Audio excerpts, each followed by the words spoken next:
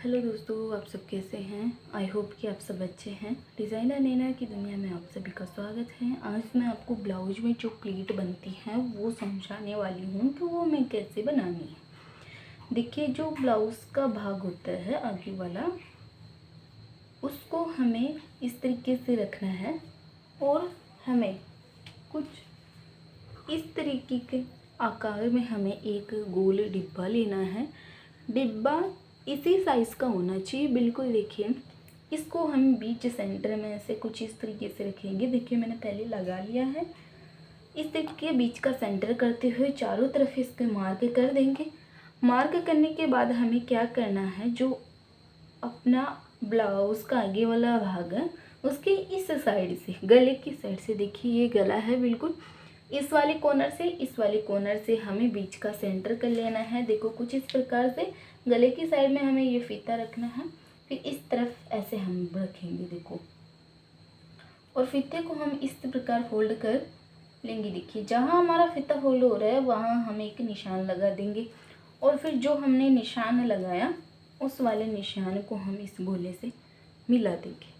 अब देखिए, यहाँ हमें ध्यान रखना है कि जो इसकी लंबाई है वो देखो 2 भी होती है, 2.5 होती है और 3 इंच तक होती है इसकी लंबाई। जो हमारी चेस्ट होती है उसके अकॉर्डिंग ये होती है। देखो, जैसे हमारी चेस्ट जो है 30 है, 32 है, 34, 36 तक, हम 36, 37 तक हम इसे 2 इंच की रखेंगे। इससे ज़्यादा हमारी यदि चेस्ट की चौड़ाई है तो हम इसे 2.5 इंच रखेंगे, और यदि 45 तक अपनी चेस्ट की साइज है तो हम इसे 2.5 इंच का रखेंगे। इस तरीके से हमें 2.5 इंच पर एक मार्क करते हुए हमें इसे सीधा मिला देना है। सीधा मिला देने के बाद दोनों तरफ थोड़ी थोड़ी चौड़ाई लेते हुए दोनों कॉर्नर्स को इस तरीके से हमें इनको मिला देना है।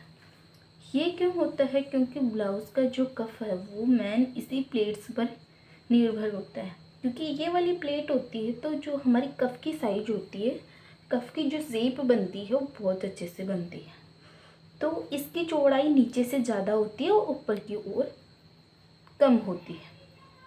अब ये वाली प्लेट है वो हमें कहाँ ले जानी है, किधर ले जानी है, ये भी मैं आपको बताऊंगी। जैसे हमने इधर की साइड में इस कॉर्नर को पकड़ते हुए बीच का सेंटर किया, उसी तरीके से आर्मोल्स की साइड भी हमें इस कॉर्नर का बीच का सेंटर करना है। देखिए, हम फीते को कुछ इस प्रकार रखेंगे और इसका हमें बीच का सेंटर कर देना है।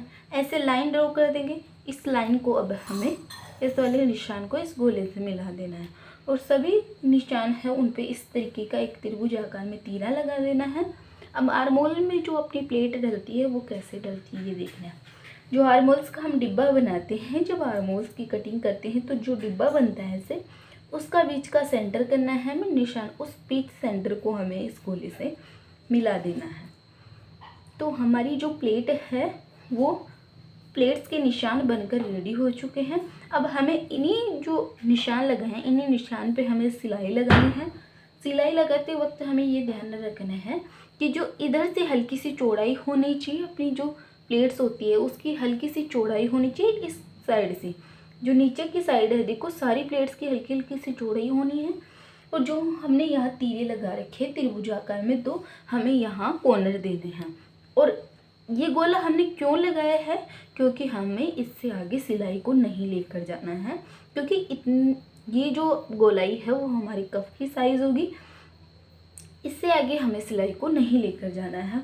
और जो मैंने इससे बताया, किसी भी साइज़ की ब्लाउज़ की प्लेट बना सकते हैं इससे। यदि आपकी चेस्ट कम है तो इससे थोड़ी छोटी आकार की जो डिब्बी है उसका ढक्कन ले सकते हैं। यदि चेस्ट ज़्यादा है तो ये ढक्कन जो है वो बढ़ा ले सकते हैं। तो आपको ये वीडियो समझ में आया होगा। यदि आपको कहीं पे भी इसमें समझ में नहीं आया तो मुझे कमेंट करके ज़रूर बताना कि आपको कहाँ समझ में नहीं आया ना।